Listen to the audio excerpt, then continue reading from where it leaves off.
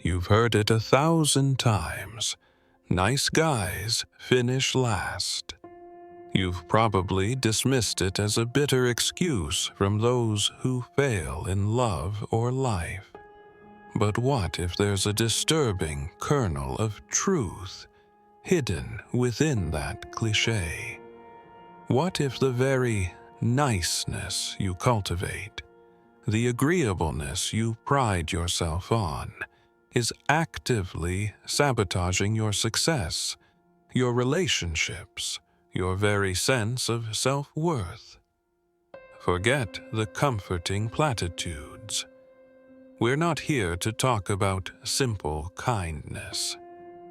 We're diving deep into the psychological shadows of the nice guy syndrome, a pattern of behavior that masquerades as altruism, but is often rooted in fear, insecurity, and a desperate need for validation. Prepare yourself. The insights we're about to uncover might feel uncomfortable, even provocative. They will challenge everything you thought you knew about attraction, respect, and why some people seem to effortlessly get what they want, while others, the supposedly nice ones, are consistently left behind. Are you ready to confront the delusion? Let's be crystal clear. We are not attacking genuine kindness, empathy, or ethical behavior. Those are virtues. The nice guy we're dissecting is a specific psychological archetype. This isn't the truly confident, kind person who acts with integrity.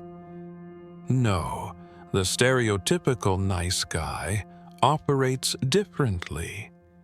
Key traits often include excessive people-pleasing, an inability to say no, chronic conflict avoidance, prioritizing others' needs to the extreme detriment of their own, and often harboring hidden resentment when their niceness isn't reciprocated or rewarded in the way they secretly expect. They mistake agreeableness for kindness, passivity for peace. They often use niceness as a strategy, a form of social currency they believe should grant them affection, love, or success. This contrasts sharply with a genuinely good person who is kind and possesses strong boundaries, self-respect, and the courage to be assertive when necessary. Understanding this distinction is crucial before we delve deeper into why the strategic, passive niceness so often backfires. Here's a truth that makes many uncomfortable. Raw, primal attraction often isn't triggered solely by niceness. While kindness is valued in long-term relationships, initial attraction often responds to different cues. Think about it from a basic psychological or even evolutionary perspective. Confidence signals capability and resourcefulness. Assertiveness signals the ability to protect and provide. Clearly defined boundaries signal self-respect and high value. A degree of unpredictability or challenge can create intrigue and excitement. The stereotypical nice guy, often lacking in these areas due to fear of disapproval, inadvertently signals lower status, lack of confidence, and predictability. They become reliable, dependable, and often unexciting. This isn't an endorsement of being a jerk. Arrogance and cruelty are repellent. It's about understanding that attraction is complex and often responds to indicators of strength, self-possession, and the ability to navigate the world effectively. Traits the passive, nice guy persona fails to project. They offer safety, but often lack the edge that sparks initial desire. One of the most insidious aspects of the nice guy syndrome is the reliance on unspoken, covert contracts. The nice guy performs acts of kindness, offers favors, or provides emotional support, not out of pure altruism, but with a hidden expectation of reciprocation. If I am this nice to her, she owes me a date. If I always agree with my boss, I deserve that promotion. If I bend over backwards for my friends, they must be there for me unquestioningly. The problem? These contracts exist only in the nice guy's head. The other party is often unaware of these implicit demands. When the expected reward doesn't materialize, the date, the promotion, the unwavering support, the nice guy feels cheated, resentful, and bitter. This isn't genuine kindness. It's a transaction disguised as generosity. It creates a toxic dynamic built on unmet expectations and simmering frustration, further pushing people away and reinforcing the finish last pattern. True kindness gives freely, without strings attached. Why is the inability to set boundaries so detrimental? Because it screams low self-worth. When you consistently prioritize everyone else's needs, desires, and comfort above your own, you send a powerful, subconscious message. My needs don't matter. I don't value myself. People, whether consciously or unconsciously, pick up on this. Respect isn't freely given. It's often earned. And people tend to respect those who respect themselves. If you allow others to cross your boundaries, take advantage of your time and energy, or treat you poorly without consequence, you teach them that it's acceptable. This doesn't make you nice. It makes you a doormat. In dating, this lack of self-respect translates into neediness and a lack of challenge. In friendships and careers, it leads to being exploited or overlooked. Finishing last isn't about being kind. It's often about failing to establish that you are a person worthy of respect, whose time and well-being are valuable. Setting boundaries isn't selfish. It's essential for healthy relationships and self-preservation. The dreaded friend zone. Many nice guys lament being relegated to this platonic purgatory, but the friend zone isn't typically an act of malice. It's a logical consequence of the dynamics we've discussed.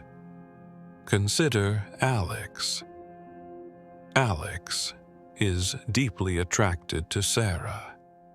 He becomes her go-to confidant, her shoulder to cry on, a reliable helper for any task. He listens intently, offers endless support, buys thoughtful gifts. What doesn't Alex do? He never clearly signals his romantic interest. He avoids any potential conflict or rejection by keeping things safely platonic. He doesn't showcase the confident, assertive qualities that might spark attraction. He presents himself solely as a provider of comfort and support, the quintessential friend. Sarah, understandably, categorizes him as such. She values his friendship, but the romantic spark isn't there, because Alex never created the conditions for it. He played the safe role, avoiding the vulnerability required for romantic potential, and ended up exactly where his actions led him. The friendzone isn't something done to the nice guy.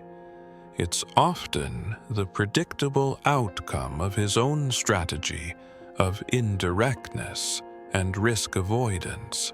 Recognizing the pattern is the first step, but breaking free requires conscious effort.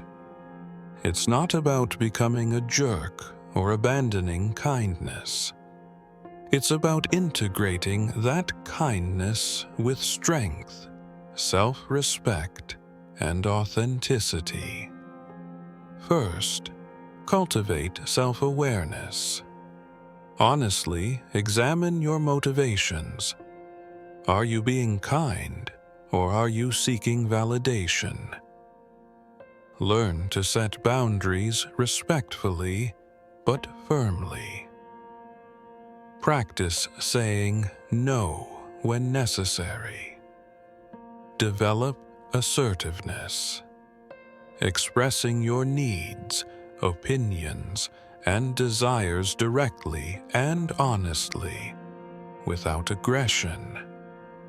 Build genuine confidence, not through external validation, but by pursuing your own goals, developing skills, and learning to value yourself intrinsically.